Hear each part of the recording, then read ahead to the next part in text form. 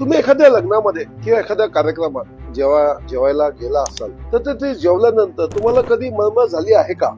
तुम्हाला सांगतो या मागचं कारण तिथलं जेवण नसून तिकडचं पाणी आहे. कारण तिथे कार्यक्रमात येणारं जे पाणी आहे हे जार मार्फत येतात आणि हे जार खूप आधी आलेले असतात आणि त्या जार मधलं पाणी अनेक काळ थंड राहण्यासाठी त्याच्यामध्ये इथिलीन ग्लायकॉल नावाचा एक केमिकल टाकलेला असतो, जो की त्या पाण्याचा फ्रीजिंग पॉइंट कमी करतो आणि त्याला त्वरित थंड करून त्याला फ्रीज न करता त्याचा थंडावा जास्त वेळ टिकवला जातो. आता हे जे केमिकल आहे ना इथिलीन ग्लायकॉल हे बेसिकली टेस्टलेस, ओडरलेस आणि स्मेललेस असतं. म्हणजे तुम्ही जर कधी एक डायरेक्ट केमिकल पिलं तर तुम्हाला अंदाजच लागणार नाही की आपण नेमकं काय पितोय. आणि सगळ्यात महत्वाची गोष्ट की हे जे केमिकल आहे ना हे ऍज अ कुलंट म्हणून गाड्यांमध्ये वापरलं जातं आणि इंडस्ट्रियल यूज साठी पण वापरलं जातं. पण काही स्वार्थी लोक स्वतःच्या फायद्यासाठी याचा वापर खाण्यापिण्यात सुद्धा करतात.